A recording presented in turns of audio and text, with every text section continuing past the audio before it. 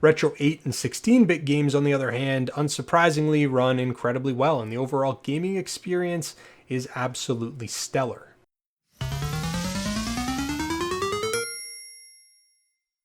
What is going on, guys? Welcome back to the channel. If this is your first time here, be sure to go down below the video, hit that subscribe button, and turn on notifications so you don't miss any of my upcoming videos. We have got another familiar looking retro gaming handheld that we're going to be taking a look at today. But before we do, I do want to thank MechDIY.com for sending over this device for us to have a look at. This is the Anbernic RG35XX Plus. Now, this is an upgraded version of the previously released RG35XX device, and the improvements are actually pretty good.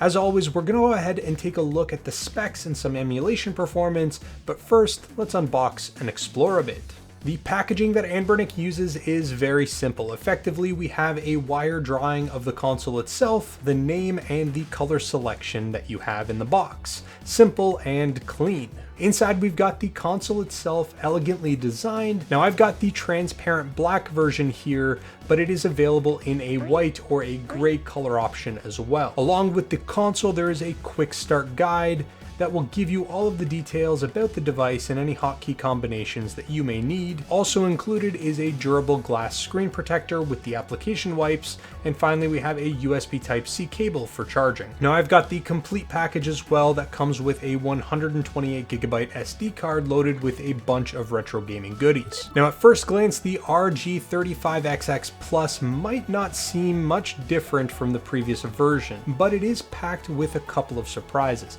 Anbernic has included a more robust quad-core CPU for better performance and an updated D-pad for better gameplay experience. And for the price, it's only around $65 for the base, or around $80 when you include an SD card full of games. Now, holding the RGXX Plus, you can really feel the build quality that you would expect from an Anbernic product. The device has some good weight to it, and looking around the device, we have a USB Type-C charging port on the bottom next to a 3.5mm headphone jack. The left side of the device has a volume rocker, and on the right side we have the two SD card slots, one dedicated for the operating system, and the other is going to be for all of your games and files. We also have a reset button and our power button here as well. And along the top of the device, we have a mini HDMI out port to connect this thing to a TV if you want to use it more like a console. Now, the buttons and improved D-pad offer some really satisfying feedback, and the layout of the L and R buttons on the back is arguably done the best of any portrait style handheld. You can see there is a slight angle in the design of the R2 and L2 buttons, which makes it super obvious which buttons you are physically touching, and your index fingers naturally want to rest on them, considering the handheld's compact size. Now, let's go ahead and dive into what makes the RG35XX Plus tick. The device comes with a 3.5-inch fully laminated IPS display with a resolution of 640 by 480. It's powered by the all-winner H700 quad-core ARM Cortex-A53 CPU that's going to be clocked in at 1.5 GHz, and that's a little bit of an upgrade from its predecessor. The CPU is coupled with a Mali G31 MP2 GPU and 1GB of LPDDR4 RAM, ensuring smooth gameplay. Connectivity is also a breeze because it has a 5 GHz Wi-Fi and the newly added Bluetooth functionality, and like I mentioned, we have a dual SD card slot that we can support up to a 512GB card. The 330 mAh battery promises about 6 hours of gameplay. I've been getting a little bit less than that in my experience, but it's still pretty close. Now, the Linux-based operating system is fairly bland, but to be fair, it's also pretty user-friendly, and if you've had your hands on the previous version of this device, you'll feel right at home because it's not that different than it was there. Keep in mind, there is a large community around developing custom firmwares for devices like this, like the Onion OS, which hopefully is going to be available very soon, and usually that comes with not just a prettier UI, but often improved gameplay experience as well. Now, for this video, I'm going to be focusing on the out-of-the-box experience, but if you'd like to see future videos covering custom firmware for these devices, just go ahead and let me know in the comment section down below. The main menu options include something called Game Rooms, which runs games for the most part through standalone emulators, but there's an RA Games section as well that's going to be running your games through an associated RetroArch core. Performance will vary by console, but I've actually found performance is pretty close in either direction, weighing slightly in favor of the standalone emulators. We also have our favorites and history options, a search feature, and then the settings section as well. Within these settings, we can adjust things like the screen brightness, access our Wi-Fi and our Bluetooth settings if we want to add a wireless controller, and even a connection to Moonlight for streaming games from your home PC to the device itself. And I will say that Moonlight isn't super practical on this device due to the limited controls and also primarily the screen aspect ratio, but it's still included for those who may wish to use it anyways. Now let's go ahead and jump into some gameplay action with some demos, which are going to be specifically from some of the included games. Now we're going to explore more challenging consoles like PSP, Dreamcast, PS1, and Nintendo DS, but they did not include any N64 games, likely due to poor performance. So if you're after that, this may not be the right handheld for you. Then we're going to go ahead and take a look at some of the older retro consoles like Game Boy, Super Nintendo, and NES.